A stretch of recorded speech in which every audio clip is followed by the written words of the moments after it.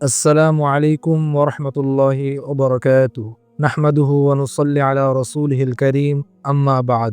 প্রিয় দর্শক শ্রোতা, প্রচলিত জাল হাদিস এই পর্বে আপনাদের সবাইকে স্বাগত জানিয়ে আজকের আলোচনা শুরু করছি। আজ আমরা আলোচনা করব একটি হাদিসে কুদসি নিয়ে, যে হাদিসে কুদসিটি জাল হাদিস। অনেক বুজুর্গ, অনেক সুফিরা তারা এই হাদিসটিকে হাদিসে কুদসি বলে প্রচার করে, কিন্তু বাস্তবিক পক্ষে সেটি কোনো হাদিস নয়, বরং এটি আল্লাহর নামে এক ধরনের মিথ্যাচার এবং এটি একটি জাল হাদিস। সেই হাদিসটি হলো, অনেক সুফি বুজুর্গরা বলে থাকেন যে আল্লাহ তাআলা নাকি বলেছেন, কুনতু কানজাম মাখফিয়া, আমি এক গোপন ধনভাণ্ডার ছিলাম। ও আরত্তু আন ওরফা, আমি চাইলাম আমি মানুষের মাঝে পরিচিত হতে। আমি আমার সৃষ্টির জগতের মধ্যে নিজেকে পরিচয় করিয়ে দিতে, নিজের পরিচয়, নিজের প্রসিদ্ধি চাইলাম। ও খালাক্তুল খালক, তাই আমি সৃষ্টিকে, মাখলুককে সৃষ্টি করলাম। হাত্তা ইয়ারিফুনি, যেন মাখলুক, সকল সৃষ্টি এবং সকল মানুষ যেন আমার পরিচয় লাভ করতে পারে। অর্থাৎ আল্লাহ তাআলা নাকি তার পরিচয় এবং তার প্রসিদ্ধিকে বাড়ানোর জন্য তিনি মাখলুককে সৃষ্টি করেছেন। নাউযু বিল্লাহি মিন যালিক। এটা আল্লাহর নামে চূড়ান্ত পর্যায়ের একটি মিথ্যাচার।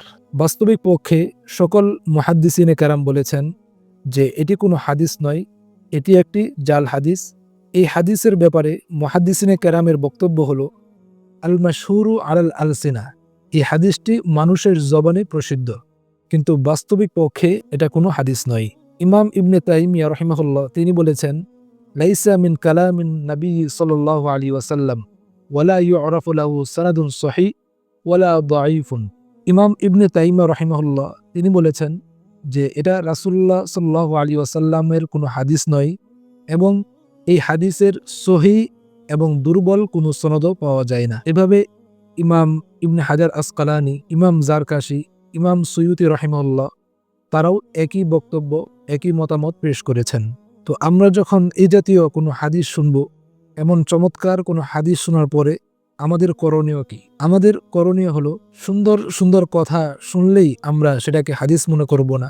আমরা সেই হাদিসের সূত্র হাদিস বলার আগে যাচাই করে নিব, এবং হাদিস বর্ণনার ক্ষেত্রে, হাদিস অন্যদের কাছে প্রকাশ করার ক্ষেত্রে সেই হাদিসটি আদৌ হাদিস কিনা সেটা আমরা তালাশ করে, তাহকিক করে, ভালোভাবে গবেষণা করে তারপর আমরা সেটা মানুষের কাছে পেশ করব।